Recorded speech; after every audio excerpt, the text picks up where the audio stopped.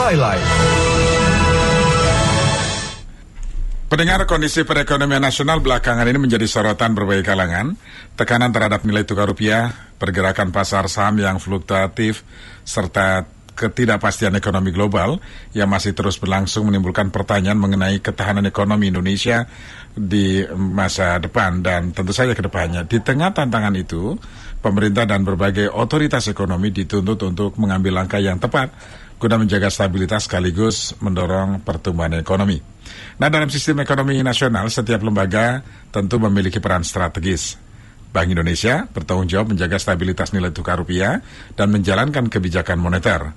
Otoritas Jasa Keuangan atau OJK mengawasi sektor jasa keuangan dan menjaga stabilitas pasar keuangan. Sementara Kementerian Keuangan berperan melalui kebijakan fiskal untuk menjaga daya tahan ekonomi dan kesehatan anggaran pendapatan dan belanja negara atau APBN. Lalu bagaimana sebenarnya kondisi ekonomi Indonesia saat ini? Seberapa besar dampak global terhadap perekonomian nasional, gejolak global terhadap perekonomian nasional? Apakah langkah-langkah yang ditempuh pemerintah dan otoritas terkait sudah cukup efektif untuk menjaga stabilitas ekonomi dan kepercayaan pasar? Lalu bagaimana dengan nilai tukar rupiah yang terus melemah? Kami bahas bersama ekonom senior dan Associate Faculty Lembaga Pengembangan Perbankan Indonesia atau LPPI, Rian Kirianto. Pak Rian, selamat malam Pak Rian. Selamat malam Mas Wiryo, apa kabar? Kabar baik Pak Rian. Pak Rian, ya hari ini kita disuguhkan dengan berita yang cukup menyedihkan sebetulnya ya. Dolar semakin perkasa sementara rupiah semakin tak berkuasa. 18.000 rupiah per dolar Amerika Serikat. Apa yang bisa dicermati dari situasi ini Pak Rian? Yang bisa kita cermati adalah itu sebagai impact ya atau dampak kombinasi nih, jadi mix ya antara satu memang faktor eksternal yaitu risiko geopolitik yang tekanannya atau eskalasinya tuh tidak menyusut atau tidak berhenti, bahkan dan ketidakpastian secara global. Bahkan saya masih ingat Ketua IMF itu Ibu Kristalina Georgieva mengatakan di suatu forum internasional bahwa ketidakpastian itu ya new normal. Itu Mas Wiryo. Jadi memang kita nggak boleh shock, kita nggak boleh kagetan dengan dinamika eksternal yang begitu cepat berubah. Itu dari faktor eksternal. Dan kita, tadi Mas Wiryo spill mengenai sistem ekonomi kita itu bersifat terbuka. Jadi apa yang terjadi di belahan dunia yang lain, seperti ada perang di Teluk, perang Iran, kemudian risiko geopolitik di kawasan lain, itu cepat atau lambat transmisinya masuk ke sistem ekonomi Indonesia. Kan melalui 3 kanal keuangan, kita lihat IHSG kita terdiskon, nilai tukar rupiah kita terdepresiasi cukup dalam, kemudian lewat jalur investasi, baik itu investasi portofolio maupun investasi langsung yang kita kenal dengan Foreign Direct Investment atau FDI. Nah, jalur ketiga itu jalur trade atau perdagangan. Nah, itulah transmisi dari gejolak eksternal. Ya, yang kedua memang faktor domestik harus kita cermati juga. Apa yang terjadi dengan domestik? Beberapa valuasi, ya saya menyebut valuasi dari beberapa rating agency internasional seperti ya katakanlah Standard & Poor's, Moody's, kemudian bahkan MSCI ya, itu kan memberikan yudisium kepada kita. Outlook-nya itu semuanya dengan tanpa konsensus itu sepakat negatif. Bahkan yang terakhir kan mengatakan sovereign risk rating kita kan BAA plus ya kan, artinya sama dengan country risk rating Indonesia dengan outlook negatif.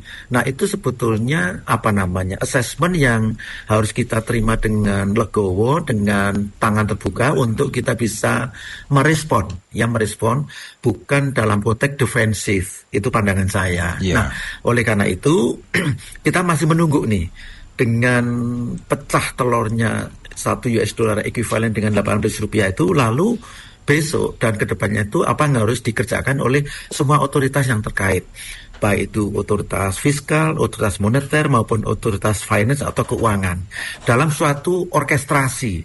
Kenapa saya menyebutnya dalam orkestrasi Mas Wiryo? Karena ini tidak bisa diselesaikan oleh satu otoritas tertentu. Saya selalu mengulang-ulang ini, pelemahan rupiah yang persisten ini tidak bisa melulu hanya diselesaikan oleh Bank Indonesia sebagai otoritas moneter. Nggak bisa. Kenapa? Kita harus jujur melihat, ya, kita lakukan assessment, apa sih sebetulnya trigger, ya, atau root cause, akar masalah dari penyebab depresiasi mata uang rupiah kita yang sudah terjadi mungkin lebih dari 1 semester. Kan gitu. Nah dari situ kita bisa lalu memetakan, oh ternyata trigger utamanya katakanlah dari masalah policy ekonomi kita barangkali.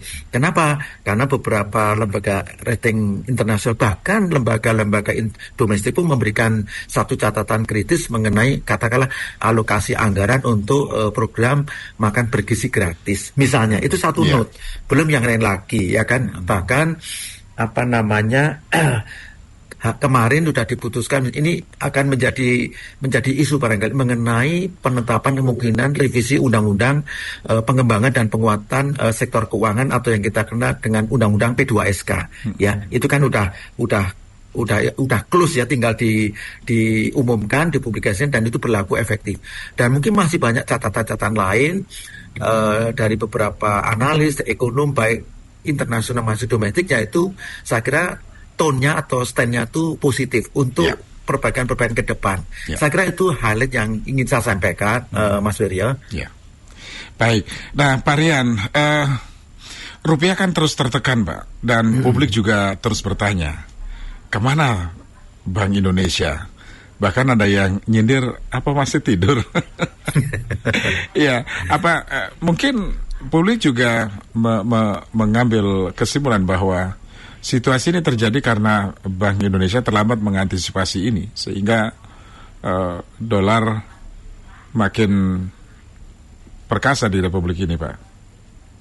Sebetulnya kalau sepengetahuan saya dan sepengamatan saya, di mana saya terus mengamati perkembangan nilai tukar rupiah itu, yang dikerjakan oleh Central Bank itu sudah on the right track. Satu, kita tahu persis banyak sekali bauran kebijakan oleh Central Bank yang sudah digelontorkan. Satu, lewat jalur suku bunga, ya. Makanya kemarin di pertemuan rapat Dewan Gubernur yang terakhir bulan Mei kemarin, secara agresif BI rate naik 50 basis poin.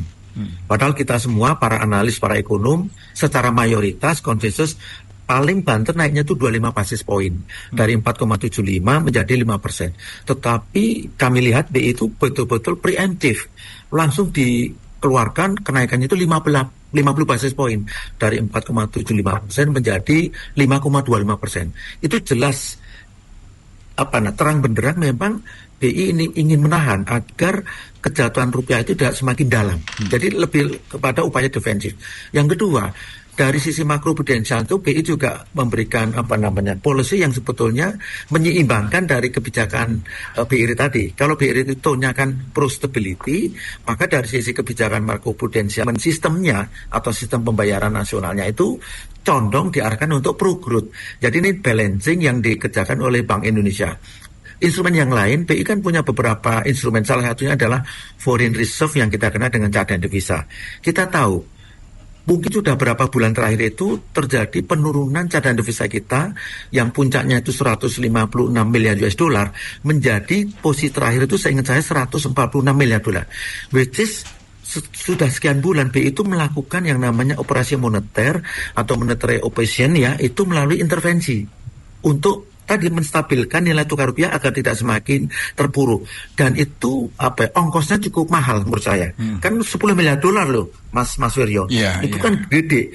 Tetapi kembali, saya selalu mengatakan nggak cukup BI sendiri kerja sendiri. BI sudah menjalankan apa yang harus secara tupoksi harus dikerjakan. Nah, bagaimana dengan otoritas yang lain? Maka mohon maaf, saya harus mengatakan, kan isu sentralnya adalah, mohon maaf, mengenai sustainability fiskal kita.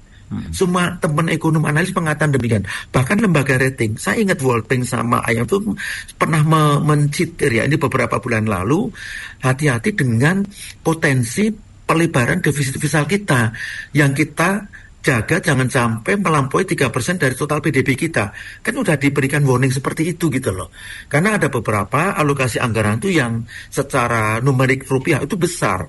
Program makan bergizi gratis, kemudian ada koperasi merah putih desa dan kelurahan, ada program yang lain. Itu kan menyedot anggaran yang besar. Yang ini menjadi sorotan, mohon maaf, bagi beberapa teman-teman ekonom atau analis, bukan hanya di dalam negeri, termasuk di luar negeri. Makanya mohon maaf tadi saya sampaikan, lembaga rating internasional pun memberikan catatan khusus mengenai hal itu, termasuk MSCI kan, yang memberikan catatan kalau tidak ada perbaikan dari sisi governansi di dalam penata kelolaan finansial atau fiskal kita, mungkin bursa efek kita yang tadinya sudah di emerging market bisa downgrade menjadi frontier market, kan seperti itu Mas Wiryo.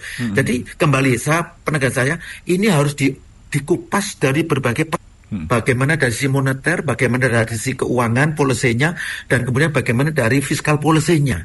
Harus ada kalau bahasa saya harus ada orkestrasi.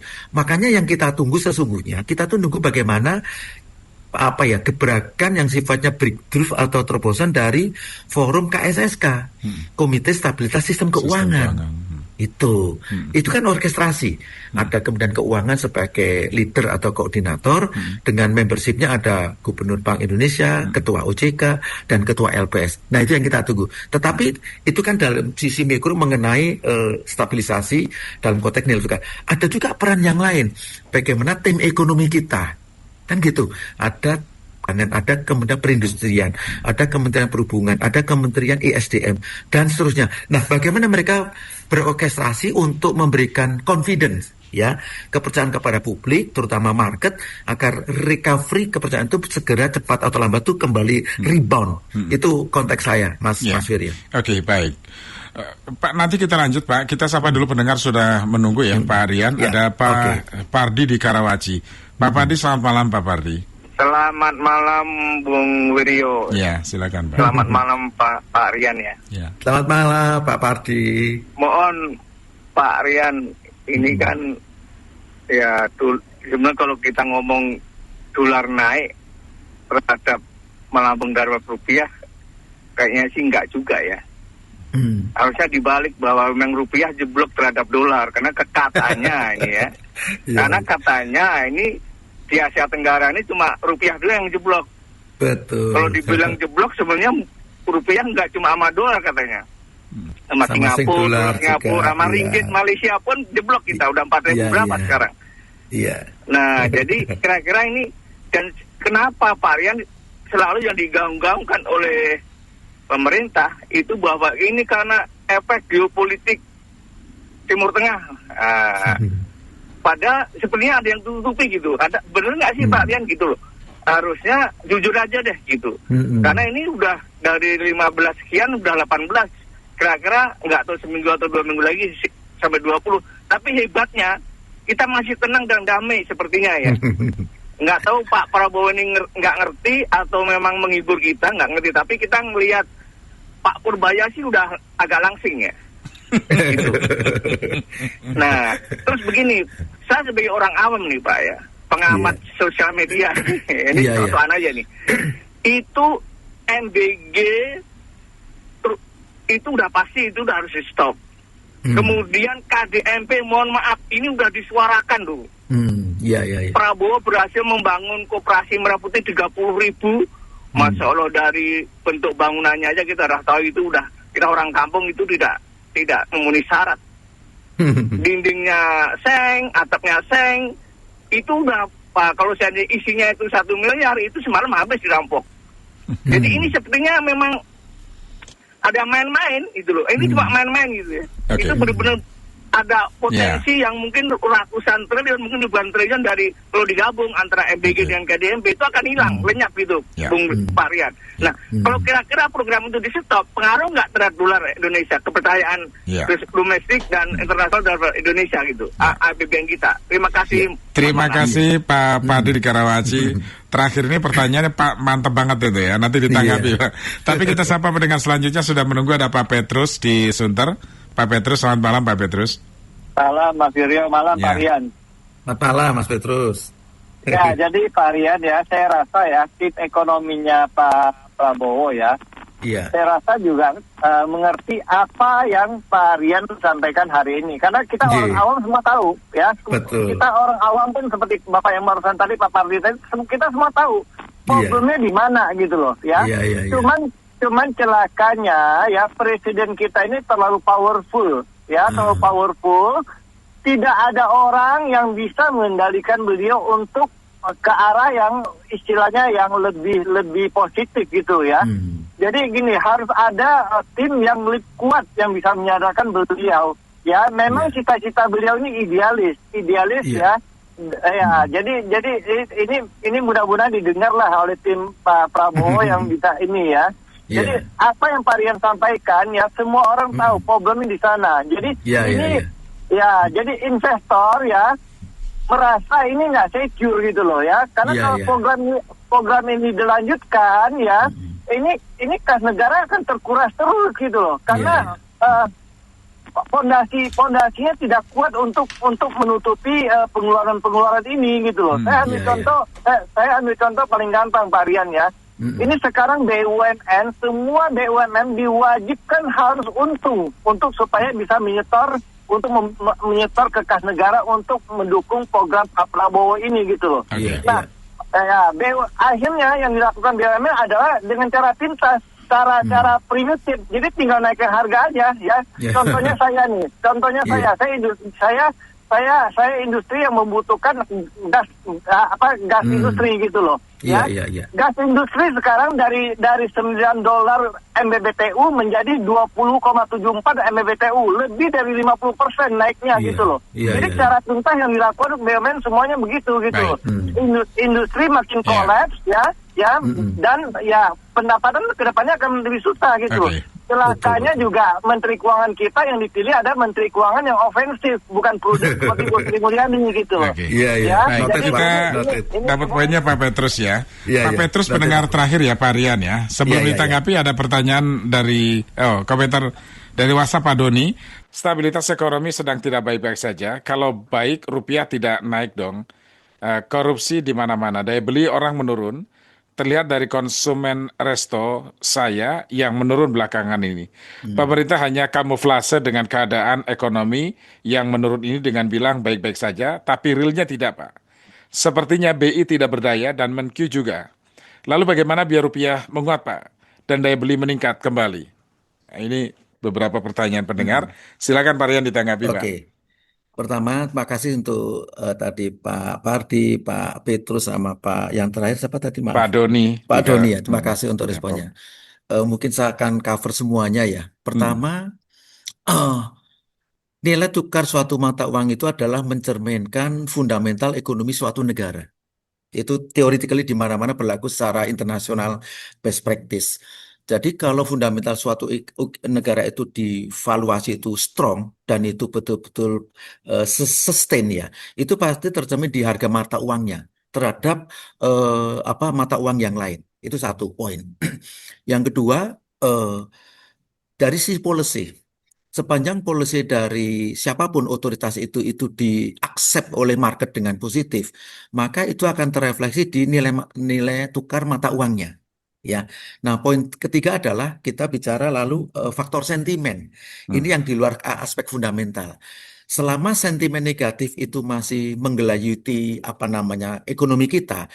Nah, selama itu pula, mohon maaf saya harus mengatakan tekanan terhadap mata uang rupiah kita akan terus terjadi. Ini sentimen itu sulit untuk kita kalkulasi. Namanya sentimen itu kan cenderung ke persepsi ya, Bapak-bapak sekalian. Tapi itulah yang saya amatin kurang lebih 1 semester terakhir itu seperti itu adanya.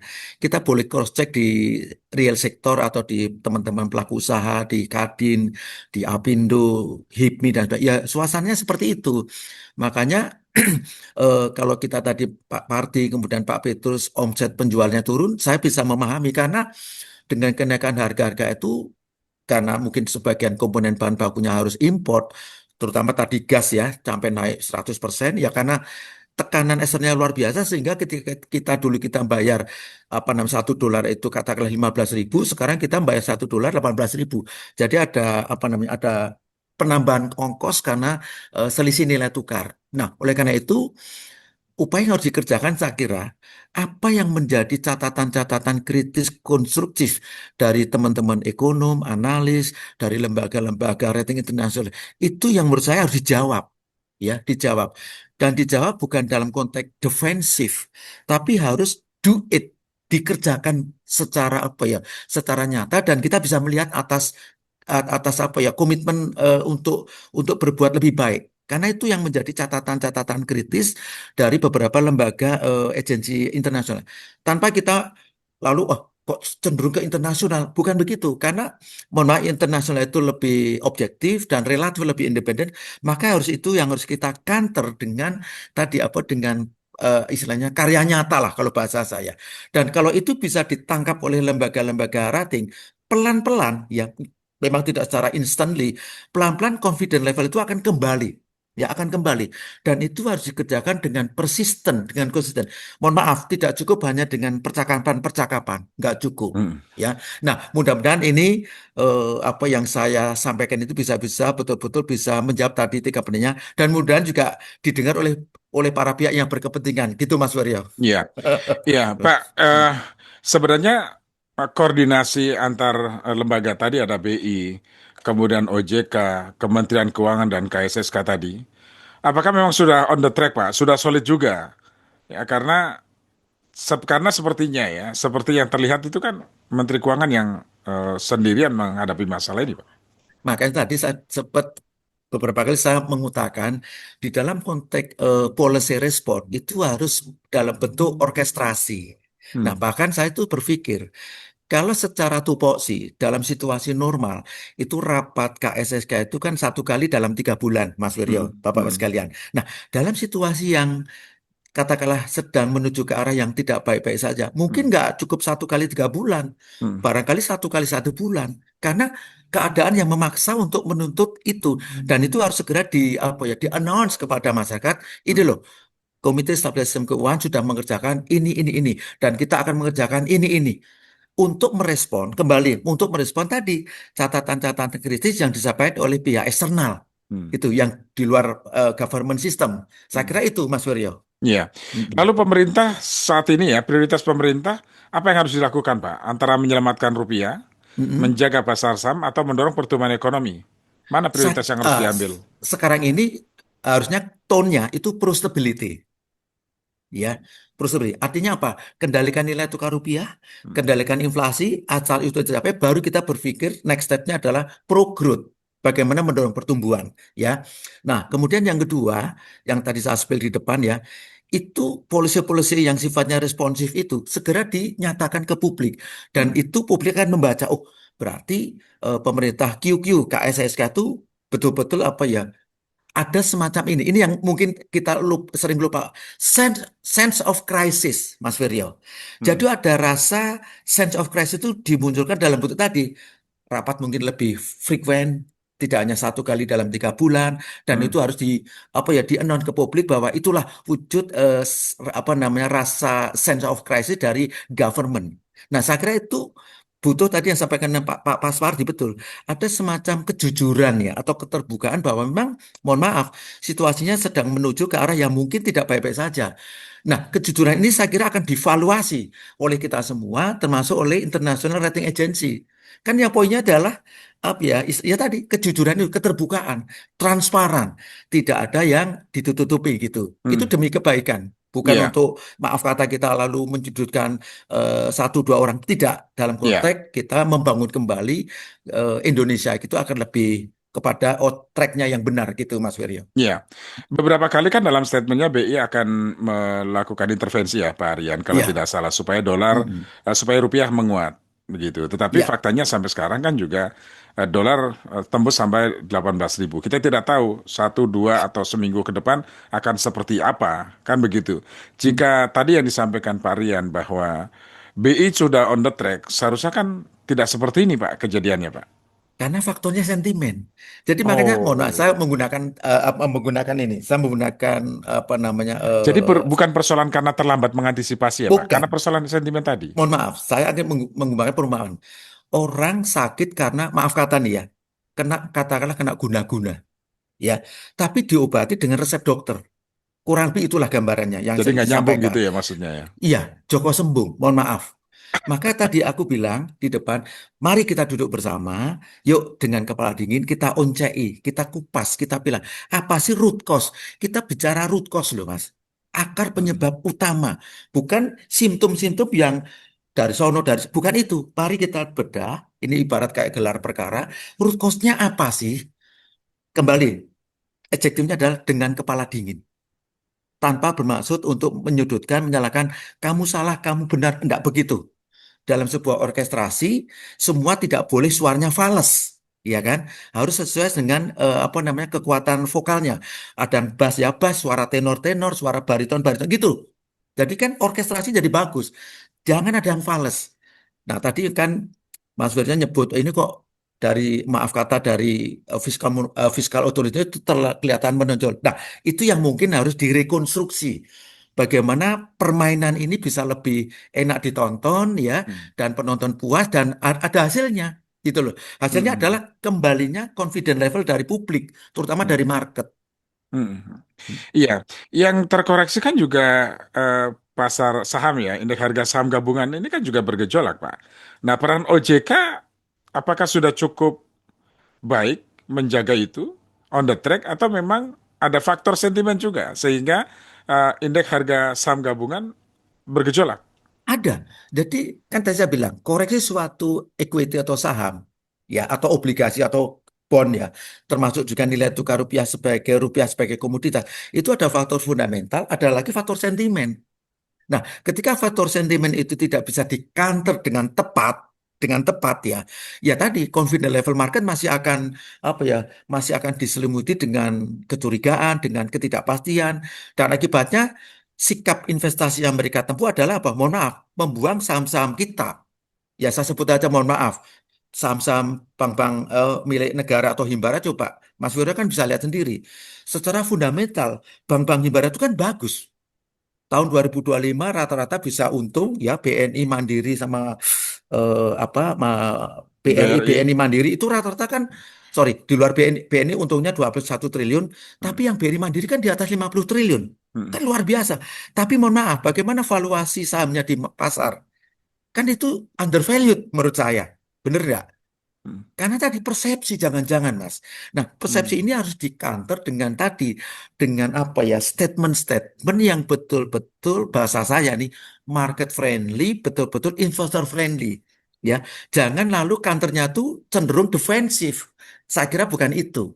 Kebetulan saya Oke. juga orang komunikasi ya Mas Yori, jadi Hmm. Hmm. Hmm. sedikit banyak saya ngerti lah Hmm. bagaimana kita harus bercakap-cakap dengan pasar gitu loh. Hmm. Hmm. Jika persoalannya karena sentimen ya, sentimen pasar atau Hmm. apapun, Iya. dunia internasional juga tadi lembaga pemeringkatan ranking dan lain sebagainya juga ada juga indikasi-indikasi ada sentimen pasar yang membuat rupiah kian lemah. Kita mesti cari Pak, apa yang membuat sentimen itu terjadi, Pak? Apakah karena kebijakan yang salah, terlalu memaksakan, Mhm. kemudian penggunaan anggaran yang tidak efektif, Mhm. kemudian tadi ada pertanyaan dari beberapa pendengar, misalnya jika beberapa program pemerintah, program strategis yang menyedot uang begitu banyak dihentikan, apakah dengan serta-merta rupiah akan kembali kuat? Hopefully seperti itu. Tetapi kalau saya boleh propose di sini, program-program itu secara politis itu bagus. Karena itu dalam situasi ekonomi yang sedang relatif tidak tidak kondusif seperti ini, memang pemerintah harus hadir melalui tadi namanya social aid ya, perlinsos lah, perlindungan sosial. Bisa lewat program makan bergizi gratis, bla bla bla. Tetapi mungkin yang disorot itu volume anggarannya. Kan Hmm. gitu Mas Wiryo. Hmm. Volume anggarannya, bukan programnya. Programnya itu menjadi seolah-olah tidak, maaf kata tidak baik, tidak karena nilainya gede banget. Ya mohon Hmm. maaf, program MBG kan kalau nggak salah 335 triliun, 30 triliun ya ya. kan? Itu kan yang disorot. Artinya yang disorot bukan program MBG-nya, nilai anggarannya mungkin terlalu anggarannya. besar gitu. Iya, iya. Makanya seingat saya Pak Purba udah mengatakan dengan segala apa salah satu toolnya misalnya biasanya MBG itu 6 hari lalu dikurangi menjadi 5 hari kan gitu. Maka Mm, bisa diefisienkan dalam tanda petik kurang lebih 65 triliun kalau nggak salah ya. Kalau nggak salah. mm, Nah, mm, tapi itu kan harus dikomunikasikan dengan piawai dengan smooth gitu loh. mm, Ya, mm. kembali saya ingin garis bawahi apa yang menjadi catatan-catatan dari International Rating Agency, dari teman-teman analis, teman-teman ekonomi. Saya kira itu harus direspon Mm. dengan baik. Itu aja yang saya ingin Iya. sampaikan, Iya, gitu. iya. Mm-mm. Pak, kalau misalnya pasar menilai, kan gini, setiap pejabat dalam memberikan statement, ini kan Mm-mm. biasa, apalagi yang pejabat-pejabat tertentu begitu ya, ini Mm-mm. bisa mempengaruhi Pak pasar, Pak, bisa I- mempengaruhi pasar, kan begitu ya, Pak ya? Betul, bisa Termasuk, kalau kontennya, konten atau ya, substansinya itu tadi yang saya bilang, maaf mm, kata, cenderung untuk defensif ya, atau cenderung tidak mau menerima tadi yang disampaikan Mas Pardi, mm, kenyataan. ya. Kan Nah, gitu, gitu. termasuk soal kekompakan tim ekonomi, Nah, itu dia. ya, Makanya aku selalu mengatakan ini harus dalam bentuk suatu orkestrasi. mm, Ya, kita kan punya dirigen, ada Pak Menko Perekonomian, ya kan. Nah, mm, itu orkestrasi itu harus kembali di apa ya namanya, lebih disinkronize iya, gitu loh, ya. iya, Bahkan mungkin maaf kata dalam situasi yang seperti ini mungkin ya perlulah di assign ya atau di apa mm, namanya di appointed misalnya siapa mm, yang eligible untuk menjadi semacam mm, official spokesperson dari mm, mm, government. Kan gitu. iya, Dulu di iya, Amerika kan kita tahu lah juru bicara Gedung Putih itu kalau sudah iya, ngomong wah semua orang percaya. Ya iya. model-model seperti itulah. Mohon maaf Mas Nah, Wiryo. kalau Ya. kalau di kita sekarang ini kan Mm-mm. berbeda. Terkesan Mm-mm. justru Menteri Keuangan yang setiap hari menghadapi pertanyaan wartawan, Mm-mm. setiap hari memberikan penjelasan dan lain sebagainya. Mm-mm. Sementara OJK, BI Mm-mm. sepertinya tidak terekspos ya, Nah, meskipun memang mereka juga tengah bekerja. Kita tahu, tetapi terkesan justru Pak Purbaya mm-mm. yang menghadapi situasi seperti sekarang ini sendirian. Nah, justru tadi makanya saya bilang sebagai orkestrasi itu tidak dalam konteks menyusun policy response, tapi juga dalam tadi orkestrasi dalam menyanyikan tadi, yang Iya, bariton iya. kapan harus ngomong, yang alto kapan harus ngomong, yang tenor kapan harus ngomong gitu loh.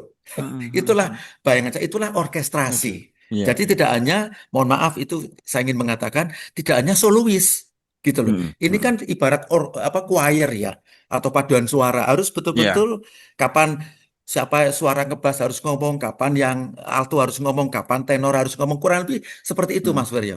Oke. Terakhir, Pak. Mm-mm. Dengan situasi seperti sekarang, Pak, rupiah melemah, pasar saham berfluktuasi, ekonomi global juga belum pasti. Apakah masyarakat perlu khawatir, Pak? Saya kira kalau khawatir tadi sampaikan Mas Pardi, Pak Petrus, kemudian Pak Doni kan sudah tercermin itu terepis Tapi ya. fundamental ekonomi kita bagaimana, Pak? By data memang oke.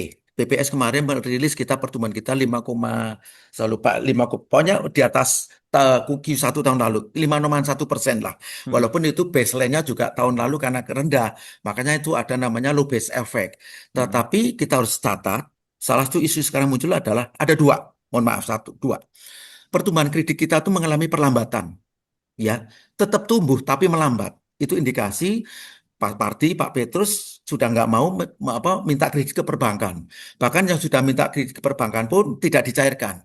Dari mana saya tahunya?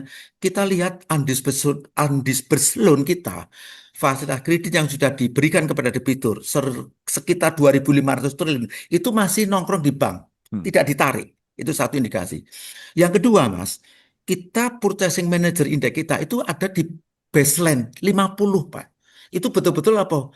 Ya artinya kita kita apa ekspansi enggak, kita kontraksi juga enggak. Artinya apa? Stagnan.